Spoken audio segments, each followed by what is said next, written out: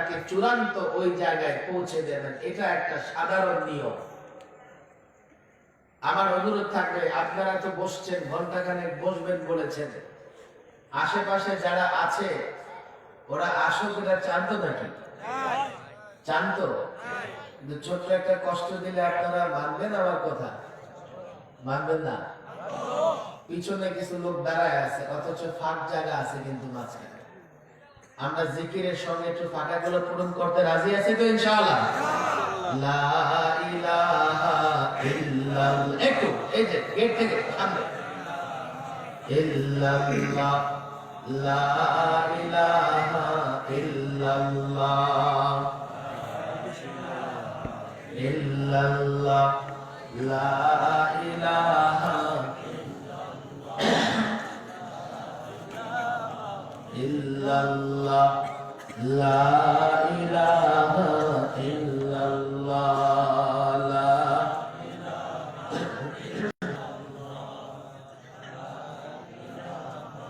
ইল্লাল্লাহ, লা ইলাহা, জোরে জোরে, ইল্লাল্লাহ, লা ইলাহা ইল্লাল্লাহ, লা ইলাহা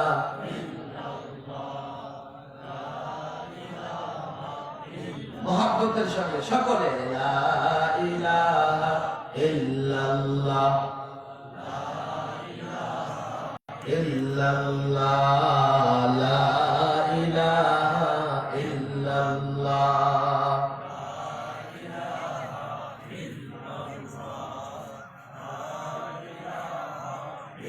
লা ইলাহা ইল্লাল্লাহ মুহাম্মাদুর রাসূলুল্লাহ সাল্লাল্লাহু আলাইহি ওয়াসাল্লাম।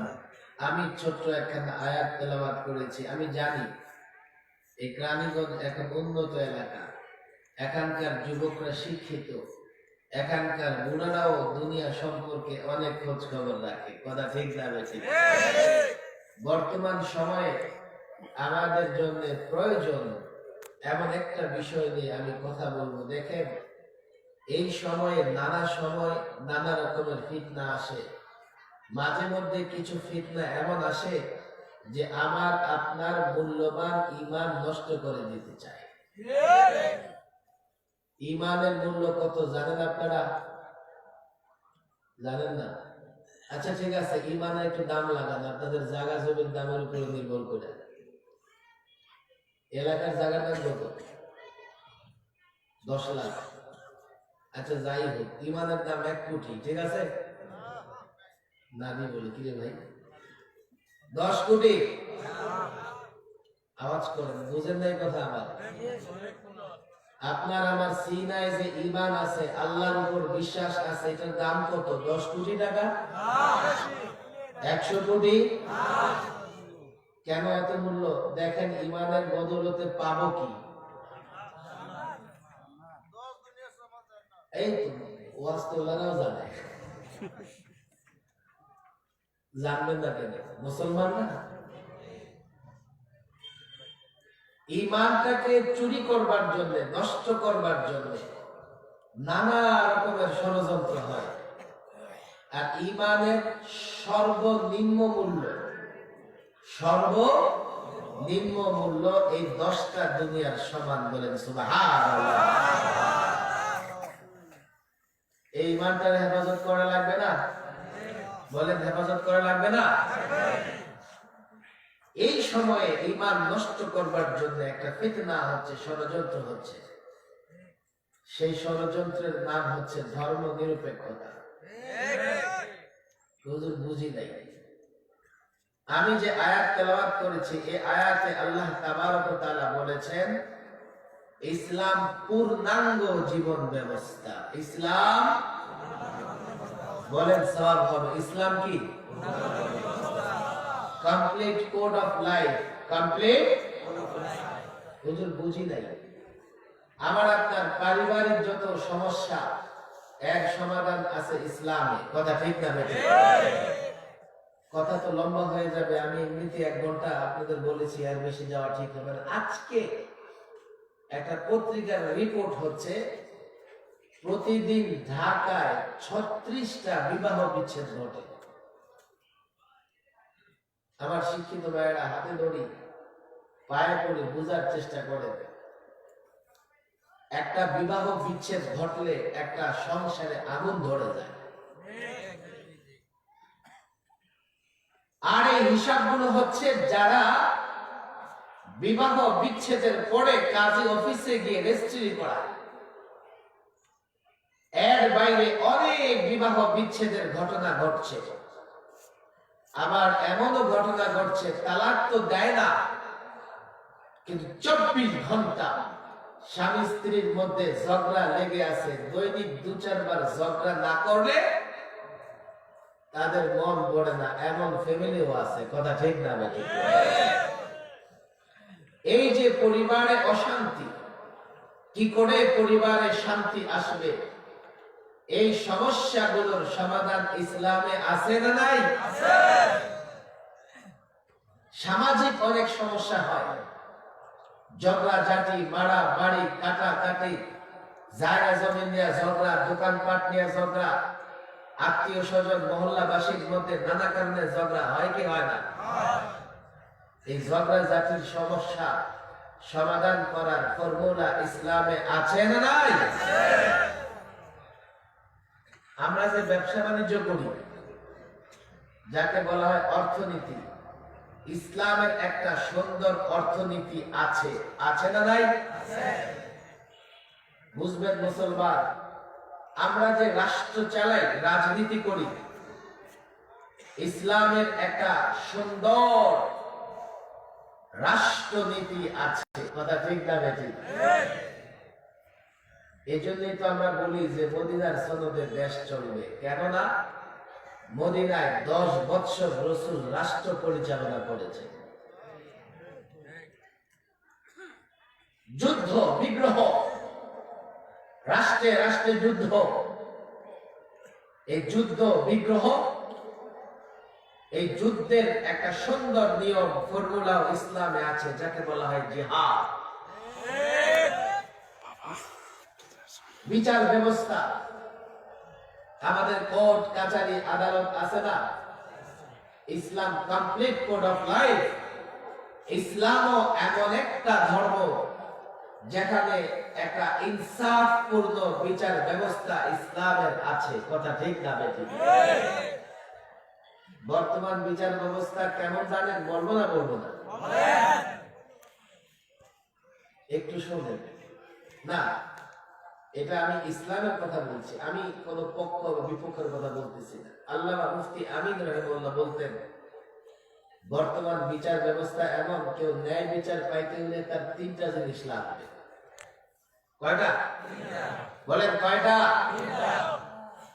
1, হযরত নূহ আলাইহিস সালামের হায়াত লাগবে। নূহ আলাইহিস সালাম কয় বছর বেঁচেছেন? 9.5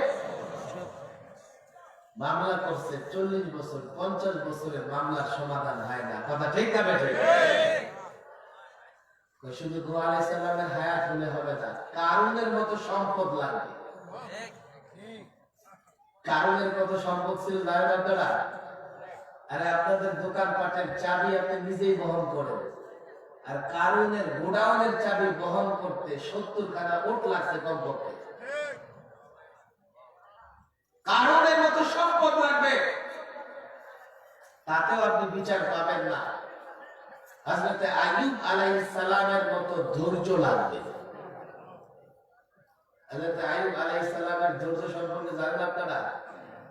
আহা, এমন অসুখ হয়েছে, শরীর থেকে পচে পচে গোশত নিচে পড়ে যায়, শরীরের ভেতরে এক ধরনের পোকা হয়ে গেছে, পোকা। তো পোকাগুলো গোশতকে নিচে পড়ে গেলে উনি আবার পোকাগুলো ধরে শরীরে উঠায় দিতেন। খাও, আল্লাহ তো আমাকে ওষুধ দিচ্ছে, আল্লাহ ভালো না করলে তো ভালো হবে না। ধৈর্য আপনার এমন লাগবে, কোর্টের বারান্দায় দৌড়াইতে দৌড়াইতে অন্তত 20-25 জোড়া বাটা স্যান্ডেল ছিঁড়ে যাবে, কিন্তু মামলার রায় আসবে না। চেয়ারম্যান সাহেব ভালো জানবে, নর্মাল একটা মামলা কোন রকমের চেয়ারম্যান সাহেব ঢুকাই দিতে পারলে চক্কর খাইতে খাইতে উকিলের পিছনে জীবন শেষ। যে দলই হোক, আমি কোন দলের কথা বলছি না, আমি বিচার ব্যবস্থার কথা বলতেছি। আর ইসলামী আদালতে বিবাদী হযরতে আলী দাঁড়ায় আছে। আহা, বিচারক বলে, আলী এই বর্ণটি আপনার প্রমাণ কি? আলী বললেন, আমার গোলাম আর আমার ছেলে হাসান সাক্ষী। বিচারক বলে, বাবার পক্ষে ছেলের সাক্ষী গ্রহণযোগ্য নয়, আর আপনার গোলাম তো আপনার অধীনস্থ, এই গোলামের সাক্ষীও গ্রহণযোগ্য হবে না। আর কোন প্রমাণ আছে কি? কয় না, আর কোন প্রমাণ নাই। বিচারক ফয়সালা করে দিলেন, এই বর্ণটি ইহুদি। হযরত আলী মামলায় হেরে গেলেন।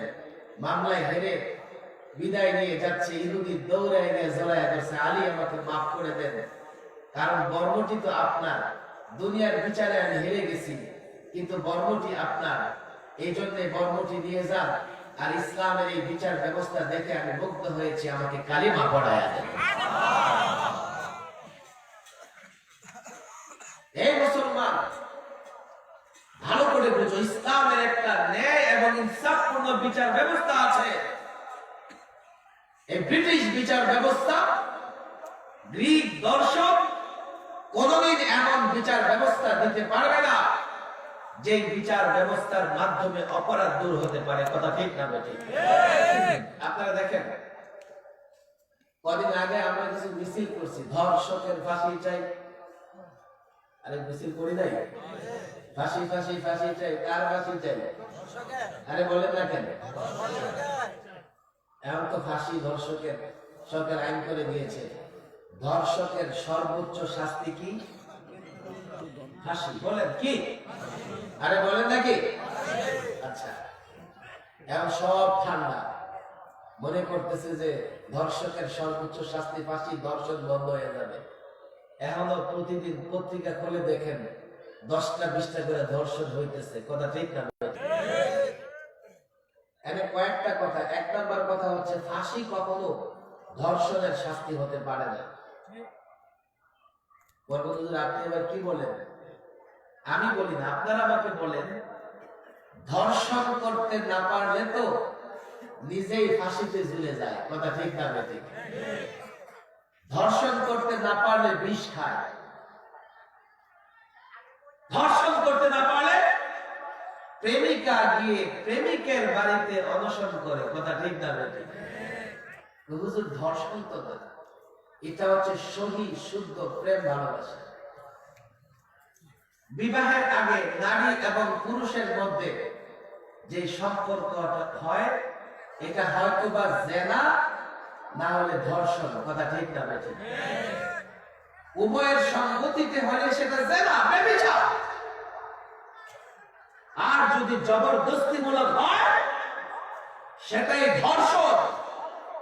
নারীকে নানা ভাবে ব্ল্যাকমেইলিং করে করে, বাংলাদেশে আপনি দেখেন আদালতে অনেক মামলা এমন আছে। কি মামলা করে জানেন? হুজুর, আমরা প্রত্যেকে জানবো, আপনি বলেন, কোর্টে মামলা করে নারী গিয়ে, মাননীয় আদালত আমাকে বিয়ের প্রলোভন দিয়ে এই যুবক বছরের পর বছর ধর্ষণ করেছে। বিয়ের প্রলোভন দিয়ে ধর্ষণ করলো কেন? তুমি গেলা জেনা, ব্যভিচার, এটা একটা সময় মামলা হয় ধর্ষণের। আর যদি মেয়ে ছেলেকে না পায়, ছেলে মেয়েকে না পায়, ফাঁসিতে ঝুলে, অনেক সময় দুইটা এক লগে একই রশিতে ফাঁসিতে ঝুলে বিষ খায়। তাহলে যেই কাজ না করতে পারলে ফাঁসিতে ঝুলে, এই কাজের শাস্তি ফাঁসি হতে পারে না। তাহলে আপনারা কি বলবেন? আমরা বলি শরিয়া আইন কার্যকর করো। যদি কেরানীগঞ্জে একটা ধর্ষকের বিচার শরিয়া আইনে হয়, আমি তো এই কথা গ্যারান্টি দিয়ে বলতে পারি, অন্তত আগামী 10 বছর কেরানীগঞ্জের মাটিতে কোন ধর্ষক ধর্ষণ করবার আগে 1 কোটি বার চিন্তা করুন। ইসলামে ধর্ষকের শাস্তি কি শুনবেন আপনারা? শুধু ফাঁসি না, 3 ধরনের শাস্তি। কয় ধরনের? আপনারা শিক্ষিত মানুষ, কেরানীগঞ্জের মানুষ, এটা উপশহর, আমি তাকে সেকেন্ড ঢাকা, এটা আপনারা বুঝবেন। এই জন্য আমি আলোচনার একটা ভিন্ন রকম, শিক্ষিত মানুষ আপনারা, আপনাদের জন্য ভিন্ন রকমের আলোচনা চাই। ইসলামে ধর্ষণের শাস্তি 3টা। কয়টা? বলেন কয়টা?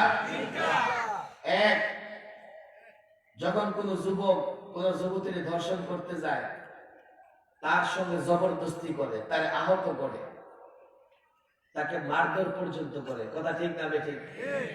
ইসলাম বলে প্রথম বিচার হবে, ধর্ষণ করতে পারো আর না পারো, জবরদস্তি করবার কারণে তাকে জেলে দিতে হবে, বেত্রাঘাত করতে হবে। 2, যদি ধর্ষণ করে তাহলে সে অবিবাহিতা হলে তাকে 80টা বেত্রাঘাত করো, তাও ঘরের কোনায় না, প্রকাশ্যে ময়দানে, ওপেন ফিল্ডে 80টা বেত্রাঘাত করো। আর ইসলামী বিচার ব্যবস্থার ইতিহাস পড়ে দেখা যায় 60, 70, 75টা বেত্রাঘাত করে অনেকেই মারা যায়। যদি সে বিবাহিত হয় তাহলে প্রকাশ্যে কেরানীগঞ্জের সবচেয়ে বড় ময়দানে, আব্দুল্লাহপুরের কাছে কোনো মাঠে তাকে কোমর পর্যন্ত, বুক পর্যন্ত মাটির নিচে দাবায়া দাও। আর চতুর্দিক থেকে লোকেরা তারে কি করবে? এতক্ষণ পাথর মারবে যতক্ষণ না সে না মরে। এই দৃশ্য যদি এলাকার কোন বখাটে ছেলে দেখে, এই দৃশ্য দেখার পরে আগামী 10 বছর ধর্ষণ না, নারী যদি ওপেন খোলামেলা রাস্তায় হাঁটে, নারীর দিকে তাকাবার সাহস পাবে না। 3, নারী ইজ্জত সে নষ্ট করেছে। যে নারী ধর্ষিতা হয়, সমাজের নারী, নারীর মা বাবা কেউ মুখ দেখাতে পারে না। এত বড় ক্ষতি সে নারীর করেছে। তার সম্পদ থেকে আর্থিক জরিমানা আদায় করো। দর্শকের শাস্তি 3টা। তোমরা দিয়ে দিলা ফাঁসি যুবকটারে। একটা নারী না পাইল ক্ষতিপূরণ, না হলো শাস্তিটা দৃষ্টান্তমূলক। যদি দৃষ্টান্তমূলক শাস্তি হয় তাহলে অন্য যারা আছে, সে রাতের অন্ধকারে ফাঁসিতে ঝুলে গেল, তো অন্য ধর্ষক তো তার শাস্তি দেখলো না, বিধায় এই শাস্তি দৃষ্টান্তমূলক হলো না। ইসলাম বলে দৃষ্টান্তমূলক শাস্তি দাও, 3 ধরনের শাস্তি দাও, ধর্ষণ ব্যভিচার থাকবে না। দেখেন আপনাদের কষ্ট হবে, যেহেতু ইসলামের বিচার ব্যবস্থার কথা আমি বলছি। ইসলামী বিচার ব্যবস্থার একটা ব্যবস্থা হচ্ছে কিসাস। কিসাস কেমন? কেউ আপনাকে অন্যায় করে থাপ্পড় দিয়েছে, অন্যায় ভাবে, এ মুসলমান শোনো, বিচারক সামনাসামনি দাঁড় করাবে, তোমার থাপ্পড় দিছে, ওই যে হুজুর কাজ করো, তুমিও একটা কোশ্চেনে থাপ্পড় দাও। আপনি একটু খেয়াল করেন, একজনে আরেকজনের মাথা ফাটাইছে বাড়ি দিয়া। ঢাকার শহরে কোর্টে যাওয়ার পরে বিচারক বলছে, তুমি তার মাথা ফাটাইছো কি দিয়া? কয় যে হুজুর আম গাছের ডাল দিয়া। একটা আম গাছের ডাল নিয়ে আসে, ওই বাপের নিয়ে আসছে, যার মাথা ফাটাইছে তার হাতে দিচ্ছে, কয় তুমি একটা মারো বলে, যাতে মাথাটা ফাটে।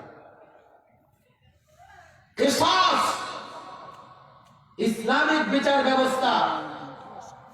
একজন যুবক আরেক যুবকের মাথা ফাটিয়েছে, একজন আরেকজনের হাত ভেঙেছে, একজন আরেকজনের পা ভেঙেছে, একজন আরেকজনের চোখে আঘাত করেছে, হাত ফেলে দিয়েছে, পেটে আঘাত করেছে। কিসাস করো, সমতার ভিত্তিতে বদলা গ্রহণ করো। তখন এই যুবক মনে করবে মাথা সামনে দিয়ে রাখলেও আঘাত করবে না, সে মনে করবে আঘাত করে তার মাথা ফাটানো মানে কালকে আদালতে আমার মাথা ফাটিয়ে দেবে, খবরদার তার মাথা ফাটানো যাবে না। সুন্দর বিচার ব্যবস্থা ইসলামের।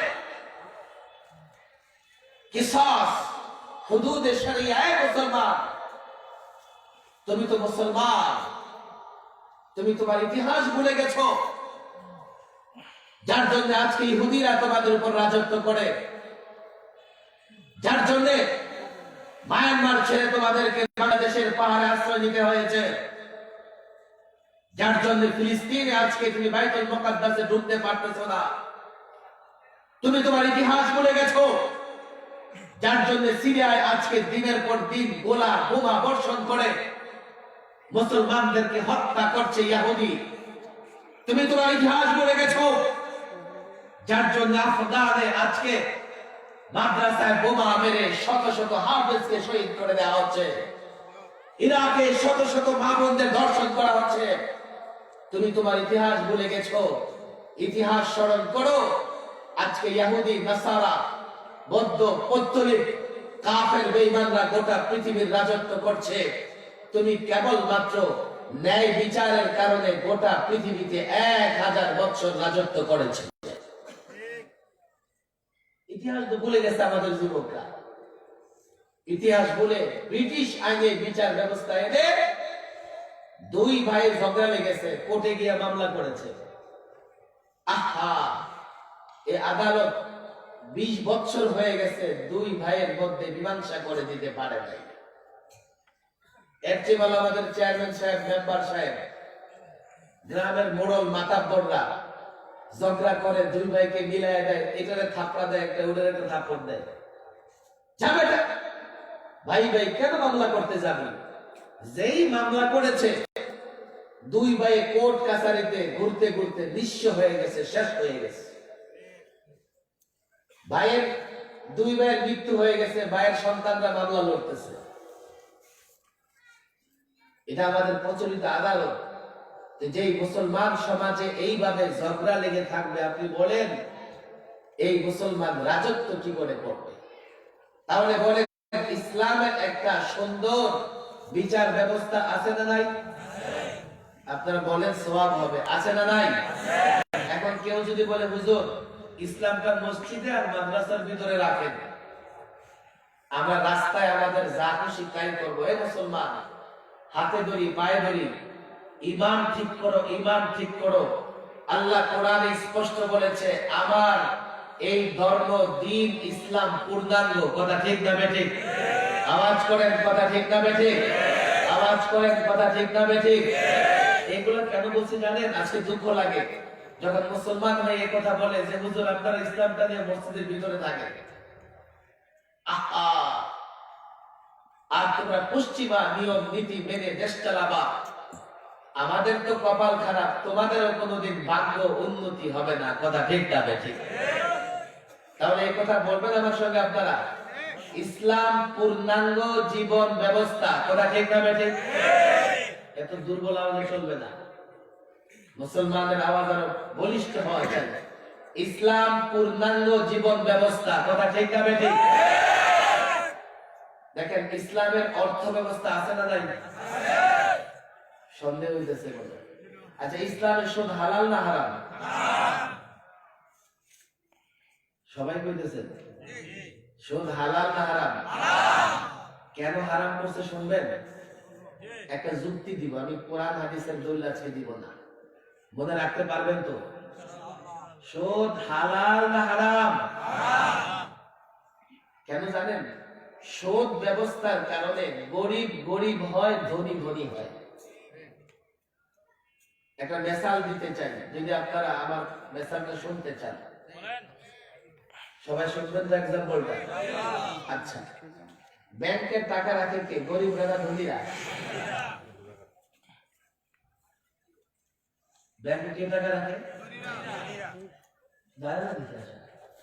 ধনীরা ব্যাংকে টাকা রাখে না, ব্যাংক থেকে টাকা দেয়। ধনীরা ব্যাংক থেকে ঋণ নেয়। দেখেন না, বাংলাদেশের যে সবচেয়ে বড় ধনী ব্যাংক, তার কাছে 16,000 17,000 কোটি টাকা পায়। এই জন্য বলি একটু খেয়াল করে শোনেন, ব্যাংকে টাকা রাখে সাধারণ মানুষ, আর ব্যবসায়ীরা ব্যাংক থেকে টাকা নিয়ে বড় বড় ব্যবসা করে। বড় বড় কোম্পানি যারা আছে বাংলাদেশে দেখবেন সবার হাজার হাজার কোটি টাকা ব্যাংক থেকে ঋণ নেওয়া আছে, খেয়াল করেন। আর আপনার যার 1 লাখ আছে 2 লাখ আছে টাকা দিয়ে কি করবেন? ব্যাংকে রেখে দেন। বড় লোক ব্যাংকে টাকা রাখে না, সে আপনার এমন 2000 মানুষ যে ব্যাংকে টাকা জমা রাখছে তাদের টাকাগুলো নিয়ে বড় ইন্ডাস্ট্রি করে, ফ্যাক্টরি করে। যেমন এক বড় লোক ব্যাংক থেকে ঋণ নিয়ে আটার কোম্পানি দিল। কিসের কোম্পানি? আচ্ছা, সে উদ্যোক্তা, টাকা কিন্তু আপনাদের। দেখলো যে 2 কেজি আটার দাম তার খরচ পড়ে 30 টাকা, তো সে গায়ে রেট দিল 40 টাকা। যাও, এই মানুষগুলো যাতে কি করে, আমার আটা খায়, দাম লাগাই দিলাম 40 টাকা। এই যে 40 টাকার আটা তৈরি হলো, এই টাকা কিন্তু আপনার। শুনে রাখেন, বুঝতে বুঝেন না বুঝতে পরে চিন্তা করবেন। আপনার টাকা 30 টাকা খরচ হলো আটাতে, লাভ করলো 10 টাকা। দাম কত? আটা কি আপনি খাবেন না বড় লোক খাবেন? আপনারা খাবেন। এখন দেখেন 40 টাকায় 10 টাকা লাভ। কত লাভ বলেন? কত? ওই যে ব্যাংকে আপনি টাকা রাখছেন, আপনার একটা সুদ দিবে। কত সুদ দেবে? 2 টাকা। সে কামাইলো কত? 8 টাকা। আপনার দিল কত? আওয়াজ করেন, কত দিল? আপনি 30 টাকার আটা 40 টাকা দেয়া কিনা 2 টাকা লাভ করলেন। লসটা তো আপনার না তার? আপনার টাকায় সে আটা উৎপাদন করে 8 টাকা লাভ করলো, লাভটা তার। কথা ঠিক না বেঠিক? তাহলে হুজুর কি করত? যদি এটা লাভ যা হবে অর্ধেক আপনার অর্ধেক তার, তাহলে 10 টাকা লাভ করলে 5 টাকা তার থাকতো, 5 টাকা আপনার হতো। কথা ঠিক না বেঠিক? সুদ নিজাম, ইসলাম সুদকে হারাম করেছে। বুঝো মুসলমান, সুদ হারাম। কেননা সুদের ভিত্তিতে কখনো সুষম অর্থনৈতিক ব্যবস্থা গড়ে ওঠে না। ইসলামের অর্থনীতি মানতে রাজি আছেন তো? ইনশাআল্লাহ। ইসলামের সমাজনীতি, পারিবারিক নীতি আছে। দেখেন, আমি কথা শুরু করেছিলাম পরিবার সম্পর্কে ইসলামের একটা নীতিমালা আছে না নাই? আপনারা কিন্তু উত্তর দিতেছেন না, কষ্ট হইতেছে। আরে আছে না নাই? বলেন, আছে না নাই? এই যে আজকে আমি প্রথম আলোতে নিউজ দেখলাম, প্রতিদিনে 36টা তালাক হয়। কেন হয় জানেন? স্বামী ও শরীয়তের বিধান মানে না, স্ত্রীও মানে না। এই তালাকের পিছনে সবচেয়ে বড় যে সমস্যা, টেলিভিশন। আরে বলেন না, ঠিক না বেঠিক? হুজুর কিভাবে? দেখেন, স্বামী স্ত্রী পাশাপাশি বসে টেলিভিশন দেখতেছে। আচ্ছা, স্বামী যে টেলিভিশনে সুন্দর সুন্দর নারী দেখে, ওই নারীর দিকে স্বামীর আকর্ষণ হয় না? মনে হয় না? না স্বামীর যুগের বাইজিদ বুঝতে না? পাশের মহিলাটাও দেখে, পাশের মহিলাটা দেখে ওই যুবক টেলিভিশনে হ্যান্ডসাম যুবক দেখে, ওই যুবকের দিকে তার দৃষ্টি যায় না। শুধু যায় না, কি করে জানেন? টেলিভিশনের সুন্দর সুন্দর যুবক দেখে আর বলতে থাকে জীবনটাই নষ্ট। কত সুন্দর সুন্দর পুরুষ, আর আমার পাশে একটা বসে রয়েছে সদরঘাটের কুলি। আরে কথা ঠিক না বেঠিক? স্বামীও কি কম নাকি? টেলিভিশন দেখে দেখে যত সুন্দর সুন্দর নারী, আর মনে মনে ভাবে জীবনটাই নষ্ট করলাম এক কাজের মহিলার পিছনে। তাদের ভিতরে একটা দূরত্ব তৈরি হয়। যখন ঝগড়া শুরু হয়, হইতেই তালাক শব্দ মুখে চলে আসে। কথা ঠিক না বেঠিক? ইসলামের যে বিধানগুলো আছে, এই মুসলমান বুঝো বুঝো। ওয়াজ সারা জীবন শুনেছো, এক রাতে সব ওয়াজ করতে পারবো না। আজকে এখান থেকে ওয়াদা করে যাবে যে ইসলাম পূর্ণাঙ্গ জীবন বিধান, ঘর থেকে দোকান, রাষ্ট্র, আদালতে, সব জায়গায় ইসলাম চলবে। ইসলাম ছাড়া অন্য কিছু চলবে না। কথা ঠিক না? যারা মনে করে, দেখেন আফসোস লাগে, এতদিন তো একদল মনে করতো যে ইসলাম চলবে না, এখন ওরা যখন দেখছে যে ইসলামের বিরুদ্ধে বলা যাবে না, তো নিজেরা বড় মুসলিম হয়ে গেছে, মুফতি হয়ে গেছে, মুহাদ্দিস হয়ে গেছে। আমার আগে মাওলানা রাফি বিন নদীর আলোচনা করতেছিলেন, আমাদের এক পুলিশ অফিসার, উনি আজকে বলতেছে আমিও কোরআন শরীফ 4 বার খতম করছি, আমি কম না। আচ্ছা, কোরআন শরীফ 4 বার খতম করলে বুঝে আলেম হয়ে যায়? দেখা যাবে যে অনেক যুবক আছে 10 বছর বয়স 20 বার কোরআন খতম করে ফেলছে, কথা ঠিক না বেঠিক? তাহলে একটা কাজ করি চলেন। হুজুর কি কাজ? মিটফুটে গেলে মেডিকেল সায়েন্সের বই পাওয়া যায়। আরে পাওয়া যায় কিনা? এগুলা কিনে 4 বার খতম করে ডাক্তার হয়ে যায়। হওয়া যাবে ডাক্তার? হওয়া যাবে? একটা কাম করো, সদরঘাটে কোর্ট কাছারিতে আইনের বই পাওয়া যায়। আর আইনের বই বড় না, এমন 200-250 পৃষ্ঠার বই। সবাই আইনের বই কিনা ব্যারিস্টার আর বিচারক হয়ে যায়। আফসোস, ওলামারা দ্বীনের বিষয় নিয়ে কথা বলতেছে, ওরা ঠাট্টা করতেছে। আমি তো বলি এই ঠাট্টার কারণে আমরা এই কথাগুলো বলার কোনো দরকার নাই, তার ব্যক্তিগত আমল। কিন্তু আমার ভয় হয় যে মুসলমানরা বিভ্রান্তির শিকার হয় কিনা। নিজের একজন যুবক, উনি যদি 4 বার পরে আলেম হয়ে যায়, আরেক যুবক বলবে আমি তো 10 বার পড়ছি ছোটবেলায়, আমি তো এ যুগের আলেম না, আমি এ যুগের ফকি, মুফতি, মুহাদ্দিস, মুফাসসির হয়ে গেছি। আরে কথা ঠিক হবে? ঠিক। এই জন্য হাতে ধরি, পায়ে ধরি, কোরআন খতম করলে কোরআনের ব্যাখ্যা আর কোরআনের কারিমের সব বিষয় কেউ বুঝতে পারে। এই জন্য আলেমদের সঙ্গে থাকবেন তো ইনশাআল্লাহ? আলেমদের ব্যাখ্যা শুনবে তো ইনশাআল্লাহ? ওয়াদা করেন নিজের ঘরটাকে ইসলামী ঘর বানাবেন তো ইনশাআল্লাহ?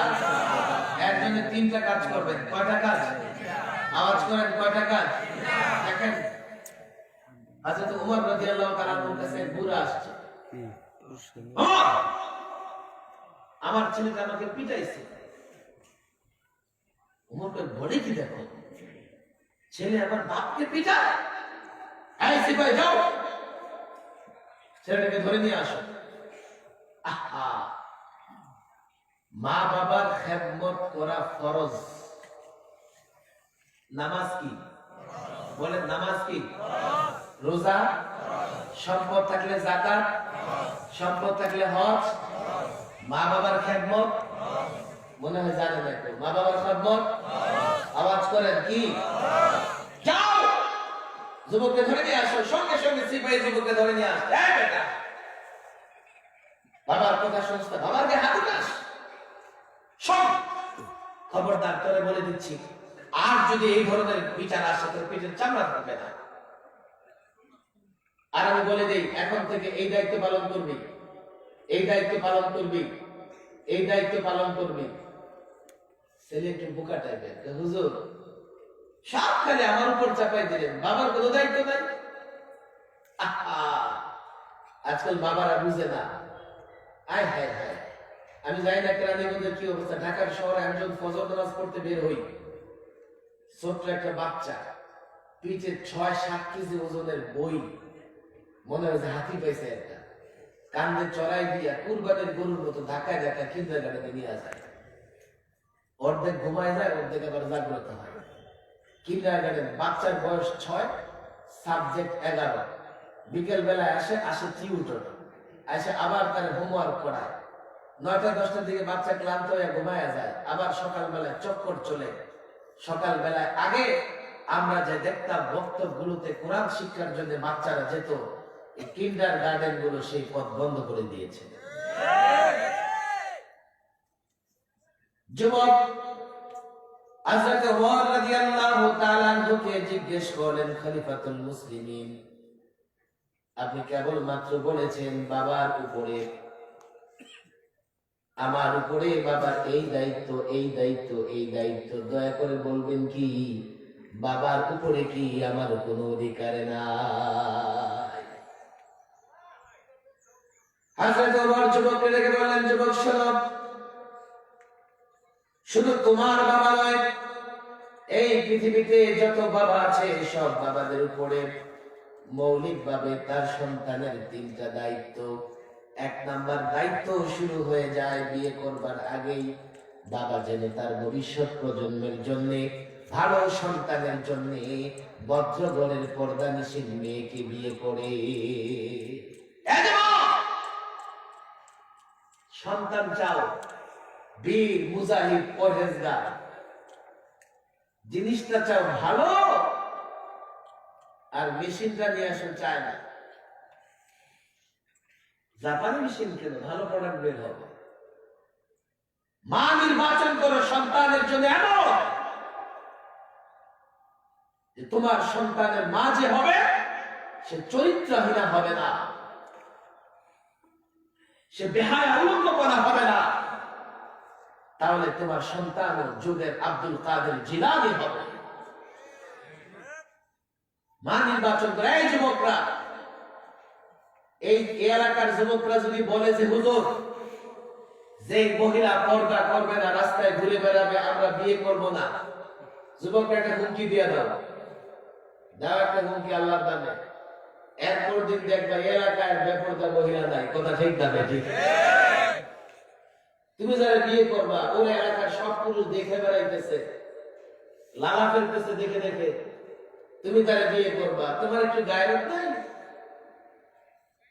তুমি একটু কেন বুঝো না? যাকে তুমি বিয়ে করবা তাকে পুত পবিত্র চাও না? কোথায় যায়, কার সঙ্গে কথা বলে?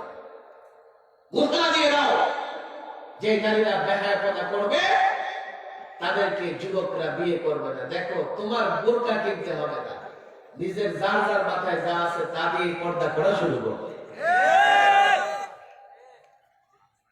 2 নম্বর দায়িত্ব খলিফাতুল উমর, খলিফাতুল